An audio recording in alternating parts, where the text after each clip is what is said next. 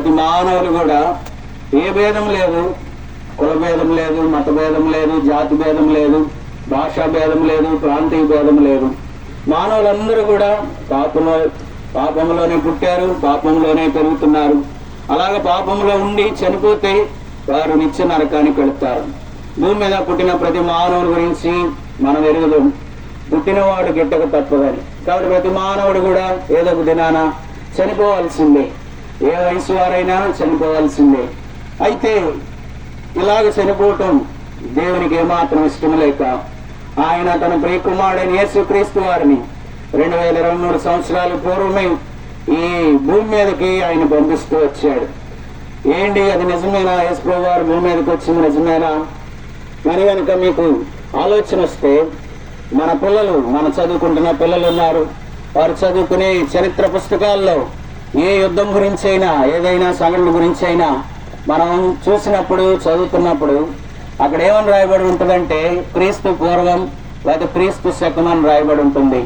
ఎందుకు ప్రతి యుద్ధానికి ముందు డేట్ ముందు అలా క్రీస్తు పూర్వం క్రీస్తు శకం అని రాయబడి ఉందంటే, యేసుప్రభువు వారు భూమి మీద జన్మించిన తర్వాత నుండే కాలము, చరిత్ర రెండుగా విభజింపబడింది. అంటే యేసుప్రభువు వారు పుట్టక ముందున్న కాలము, యేసుప్రభువు వారు పుట్టిన తర్వాత కాలము. కాబట్టి యేసుప్రభువు వారు భూమి మీద జన్మించాడనేది, సూర్యుడు తూర్పున ఉదయిస్తున్నాడు అనేది ఎంత నిజమో, యేసుప్రభువు వారు భూమి మీద జన్మించాడనేది కూడా అంతే సత్యం. కాబట్టి ఆ సత్యం మేము ఏదైతే నమ్మామో ఆ సత్యాన్ని మీకు కూడా తెలియజేయటానికి ఇష్టపడి ఇలాగా ఈ యొక్క మధ్యాహ్న కాల సమయంలో మీ వద్దకు వచ్చాం. కాబట్టి యేసుప్రభువు వారు ఎందుకు భూమి మీదకి వచ్చాడంటే మానవులమైన మనల్ని రక్షించడానికే. మానవులమైన మనము పాపము వలన వచ్చే జీతం మరణానికి కింద ఉన్నాం. ఏంటో మరణం అంటే నిత్య నరకం. మానవులందరికీ కూడా తెలుసు ఏమంటే రెండు గమ్యాలు ఉన్నాయి. మనుషులు చనిపోయిన తర్వాత వెళ్ళే స్థలాలు రెండే. వెళితే స్వర్గానికి మోక్షం అంటాం, ఆ యొక్క పరలోకం అంటాం, దానికన్నా వెళ్ళాలి. లేదా దానికి వ్యతిరేకమైనది ఒకటి ఉంది, అదే నరకం, యమగుండం అంటాం. కాబట్టి ప్రతి మానవుడు ఈ మాటలు వింటున్న నీవుతో సహా వెళితే స్వర్గానికి, పరలోకానికైనా వెళ్ళాలి, లేదా నరకానికైనా, యమగుండానికైనా వెళ్ళాలి. ఆ నరకం ఎలా ఉంటుందంటే నిత్యము అగ్ని ఉంటుంది, అగ్నిలో కాలుతా ఉండాల్సిందే. మానవులంగా అలాంటి ఆ నరకంలోనికి మనం వెళ్ళటం దేవునికి ఇష్టం లేదు. ఎందుకంటే మానవులమైన మనందరం కూడా దేవుని పోలికలో, దేవుని స్వరూపంలో మనం పుట్టాం. కాబట్టి మన పోలిక, మన స్వరూపం అంతా మన దేవునిదే.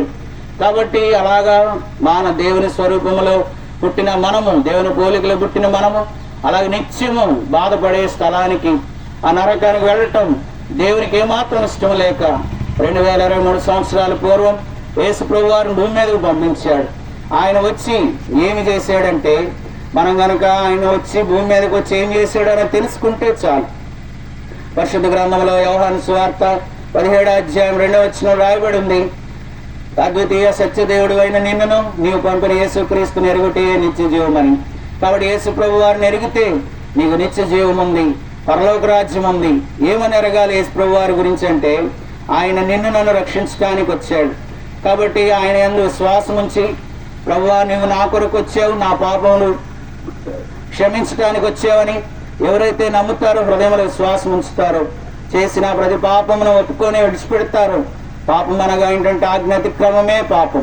మనం ఏదైతే చేయొద్దని దేవుడు ఆజ్ఞాపించాడో అది చేయడం ద్వారా మొదటి మనుషుడైన ఆదాము పాపం చేశాడు. ఆ స్వభావమే మనలోనూ కూడా వచ్చి మనం కూడా అలాగ చేస్తూ ఉన్నాం.